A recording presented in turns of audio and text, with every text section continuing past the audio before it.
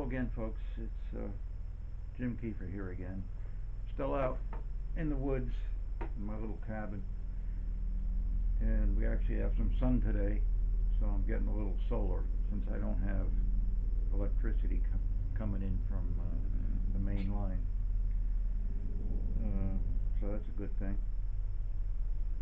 And today is day 40. It's Friday the 13th of March, and it's been 40 days that Nancy's been missing, and we still haven't been able to locate her. And I've looked for updates on the internet, and really, there isn't anything new coming out. I'm sure they're working on a lot of things. Thousands of leads they're working on. But you know, at this point in time, 40 days in, with no proof of life. Chapter. That's my Ghost Radar app. Let me turn on my EMF meter.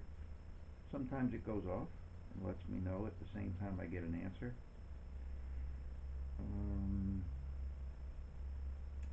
Yeah, so at this point in time we can only assume, that Nancy is no longer living. You think about it, keeping her alive at her age with her debilities, um, her medical conditions, her health issues, dependent on cardiac medications, pacemaker, limited mobility, using a walker at times. Makes you wonder, how did they get her out of the house? When you're elderly and in a frightened state, and your mobility's not good, and it's the middle of the night, you're confused. It wasn't easy getting her out of there. So I can imagine something happened along the way, and it seemed like it happened when she hit the threshold of her front door and realized that she was being taken. All right, so spirits. I've just got a couple questions for you, and then I'm just going to highlight what the spirits have told me in my past sessions about this. My takeaway from all this. Spirits, can you tell me anything new about Nancy's location? Where can we find her?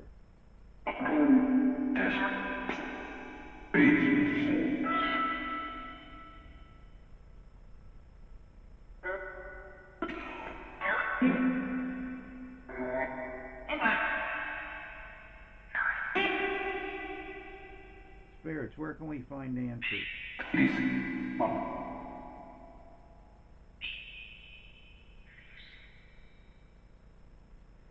Is she above the ground or below the ground?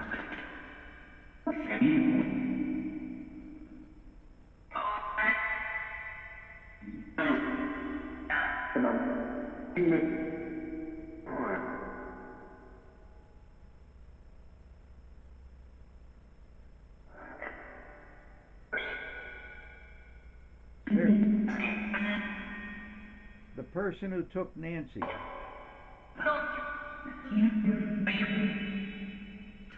Where can we find him?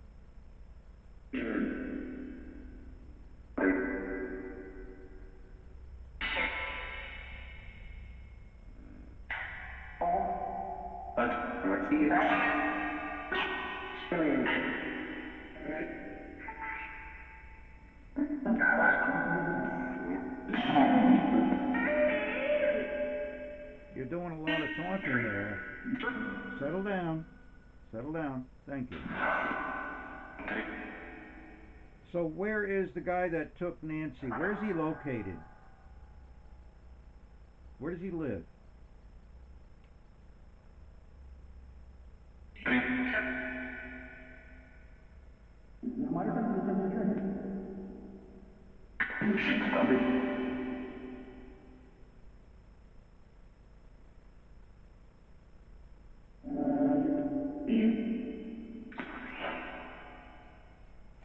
All right, spirits. In the past, you told me because I asked you if she was alive when she left the house, and you indicated that she was, but barely. Now, did something happen on the way out of the house? Maybe at the front door, the porch area? Uh, did she fall?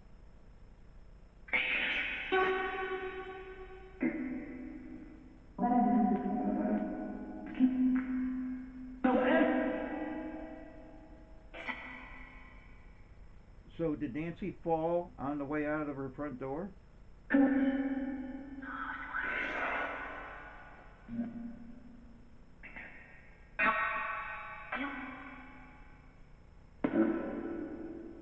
Was she hit? Was she hit by something or someone?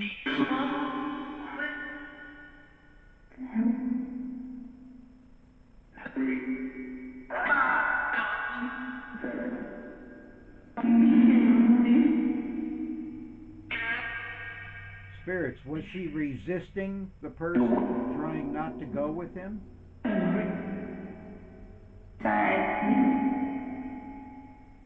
Was she fighting back?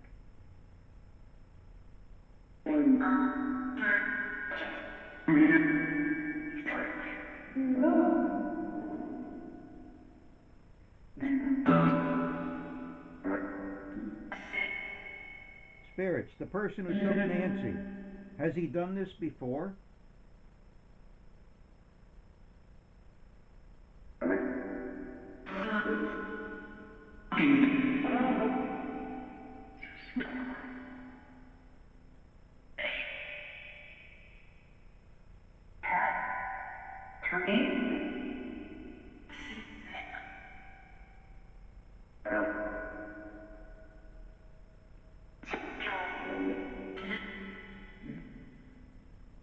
So, spirits, apparently there was no reported forced entry into the house.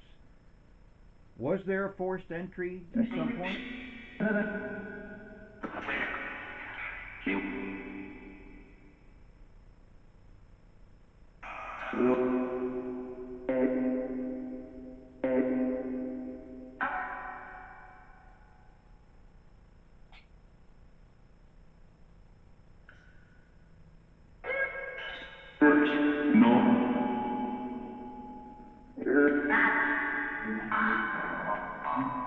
My ghost radar said there, THERR, indicating more than one. Spirit, stop. Settle down. I'm going to pause you if you keep. All right. I warned you. Counter. um,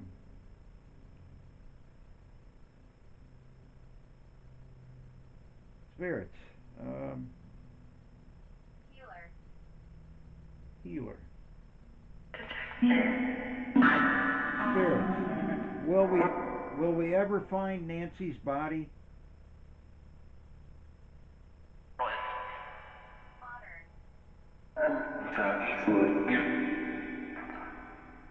Modern. It says.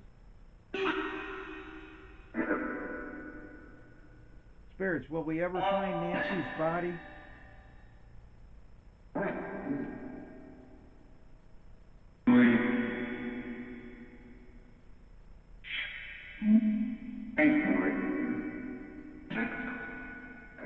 All right, spirits, settle down now. Just take a break for a second. Let me ask a question. Okay? All right.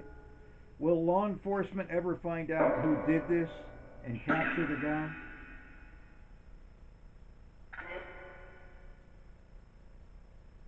Will they ever find out who did this?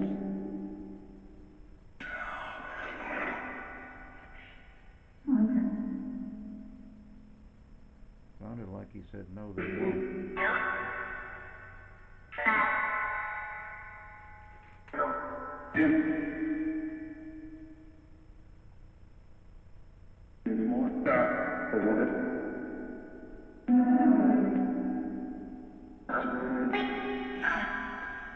All spirits, I'm going to put you on pause for a minute.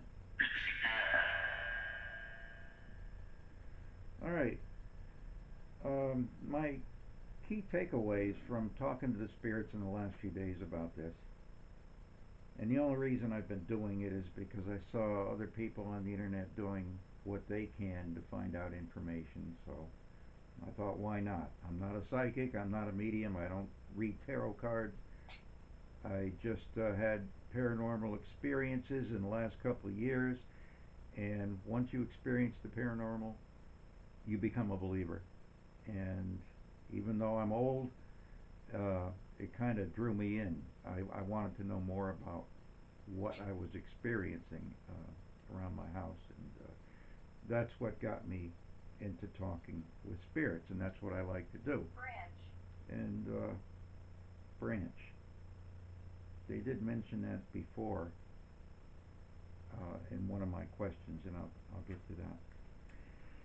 All right, so my key takeaway from the spirits and the conversations I've had with them in the last couple of days, last week or so, is you think about it. The person that took Nancy had 40 or 41 minutes in that house. That's a long time for someone to spend in a house. Um, Probably most of it was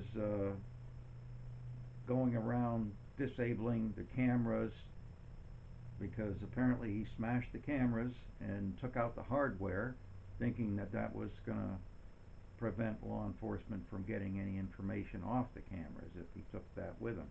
So he did take that. His backpack, even though it was full going in, was a little heavier going out. But obviously, whoever went in there had planned this out for a long time. They knew what they were going to do. They thought they were prepared. They had been to the house recently. Perhaps they've been going there over a period of time, was familiar with Nancy. Nancy was familiar with them. Friendly basis. The spirits indicated that she was friends with them. It was like a friendship, nothing more than that. So it could be somebody familiar that was coming out on a fairly regular basis and had business there as far as maybe cleaning the pool, working on her landscaping, maybe electrical work, something inside the house, but never really went through the front door. Probably went around back or on a side entrance or through a gate. And somebody that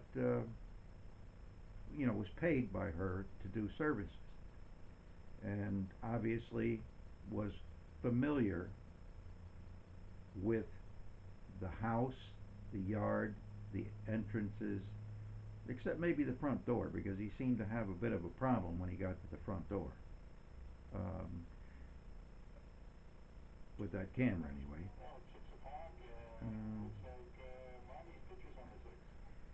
So he knew the layout of the house. Excuse me, boss. You have a text message. Interruption. So, yeah, he knew the layout of the house, and he had been there apparently recently, maybe not recently enough to know about the Ring doorbell camera on the front, or whatever type of camera it was. I don't think it was a Ring. But that kind of set him back when he got to the porch. That's why he came prepared. He was all dressed up for it. Had the mask and everything, and the double gloves. But reaching, for some plant material to cover up a camera, that he apparently wasn't expecting that. He knew where the other cameras were, and again, there was no forced entry into the house as far as we know, and so that indicates he was either let in by ringing the doorbell, knocking on the door. But at 2 o'clock in the morning, it's hard to imagine him doing that. He probably was familiar with how to get into the house. So while he was in there for 41 minutes, dismantling the cameras and so forth, he had plenty of time to go looking for things if he was going to steal anything He could have done it. Nothing of real value was taken as far as monetary value. He just took evidentiary value things with him. He left behind important things that he knew could help to locate Nancy. Left her phone. Um, so, was he looking for something specific? He knew what he was going in there for. Whether it was something specific, or maybe she was the one thing that he was going after. For what reason, I don't know. But apparently, he knew her. She knew him. And perhaps in the encounter, she recognized him even though he had a mask on. And that escalated things. And you think about it, you're going into an old woman's house who is there alone. He has a gun. He's wearing it in a location where it's readily visible. It's quite intimidating. And the spirits confirmed to me that it wasn't a real gun, that it was a pellet gun. And the holster was a cheap holster. It was a revolver holster. It wasn't made for that particular gun. You could buy it anywhere. I know the law enforcement's been checking the gun stores, but that's not where he's going to go to buy these things. You could buy the holster and the pellet gun at Walmart. No paperwork, no IDs. Pay cash, cash and carry, and go. That's just the way it is. Anybody can buy them, and they look authentic. They look real. And when you're dealing with an old woman in the middle of the night, and all they have to do is see that hanging down in your crotch, scares the hell out of you. Very intimidating. It's meant to control her, or else to impart fear and ensure compliance.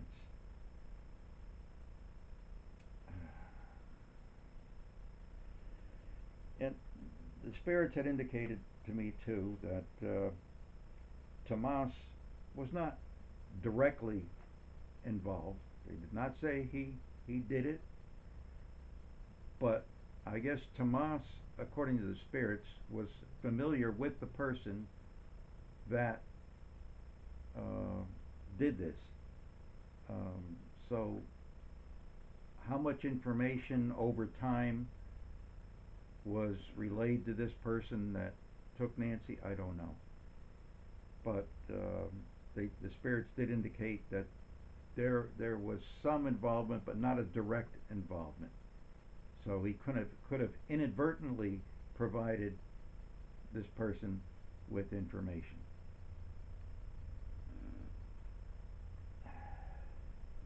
Now, as far as Nancy's location, they mentioned a precipice. They mentioned the word horseshoe, which one of the viewers that wrote to me mentioned Horseshoe Bend in Page, Arizona. I don't know. As far as any other identifying features, they mentioned an old tree. They mentioned brown tree branches, some vegetation. When I asked the spirits about whether she was under the ground or above the ground, they indicated she was below the ground but not deep, just kind of barely under the ground, which also means animals can easily find her.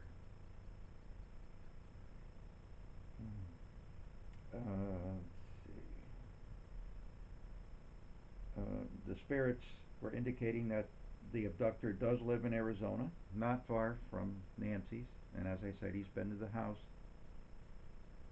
a few times for whatever reason. The spirits were kind of back and forth on the type of vehicle. I had asked them if it was a car or a van. Some said car, some said van, but it seems like overwhelmingly the majority of the spirits indicated it was a car, blue in color. which at nighttime it's kind of hard to see a blue car in the dark. Also, that number 7723 that the the spirit provided to me, it has some significance, but at this point, I still don't know what that means yet. Spirits also said the abductor has tattoos on both arms and behind the left ear.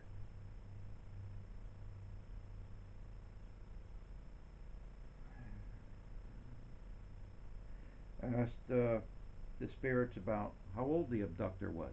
They said he was 51. They said the ransom notes were basically fake, that people were just groping for money. I asked about the DNA testing. They said might help, but didn't put much hope in it. I asked about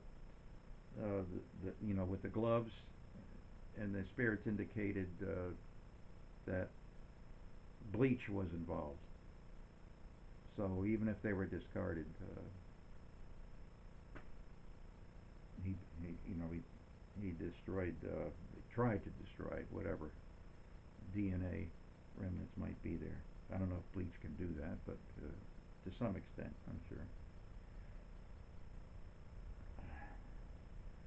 And to think about it, the person that took Nancy had to have help. He may have gone in alone. He may have been the only one in the house, because you certainly don't want multiple people inside the house. That's more people to leave evidence. You just want the one individual. Looked like he was carrying a small device in his pocket, probably a walkie-talkie, because he didn't bring a cell phone. He didn't want any phones to be pinging off of the towers and indicate his location. And so using a walkie-talkie would make sense to talk to his accomplice or accomplices. Somebody had to be out there driving a car, and he could let them know what's going on in the house, bring the car around. He's obviously going to need help getting this woman out of the house. She's not going to just walk out there voluntarily. Um, so that's where he would be using the walkie-talkie for that purpose. When you think about it, you tell his accomplice, bring the car around. He needs help getting her in the car. So he wasn't by himself. Somebody had to be holding on to her on the way out the door or carrying her, and he can't manage her, the car, and opening the doors and getting her situated all by himself. Remember, this all took place within like 41 minutes. Seems like a long time, but he did a lot in the time that he was there. So it looks like, the only way we're going to locate Nancy is if we had a stroke of luck. It'd be accidental finding, somebody taking a walk, maybe a dog bringing home part of a body member. I don't know. Um, it seems it's getting more and more difficult. And there's so many places out there in the desert and surrounding areas in the mountains that you never find. Once they're gone, you never find them, or maybe some remnants. But I'm sure they would try to cover their tracks and not leave anything that's not biological out there, like a pacemaker. Pacemakers, they can be easily removed, and knowing far back that the pacemaker has Bluetooth capabilities, my guess is that pacemaker was removed pretty quick, because they don't need. How else were they going to be able to track her? And that's why they had that signal sniffer out there. And the perpetrators knew that. So, and the pacemaker, like I said, is relatively easy to remove. Undertakers, before someone's cremated, they remove all these things. It's just a little cut, and you can just pull the wires out or snip the wires. You don't have to kill the person when you remove it, If it's not your intent or they're not already dead, you can remove it without killing them. So I'm sure that was destroyed early on because they didn't want any means of her being tracked. Hearing aids the same way, you know.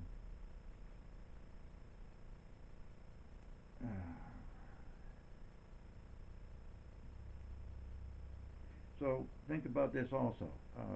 Nobody's claimed that reward. Somebody knows something. Probably more than one person knows something. And you know there wasn't just one person involved in this. It was more than one person can handle. There's a lot of planning that went into this. One person can keep a secret, especially if the person that you took is dead. They're not gonna be able to say anything. So you're keeping your secret. That can happen. However, you get more than one person involved, and then that capacity to maintain a secret starts breaking down. You get three people involved, which the spirit said there were three,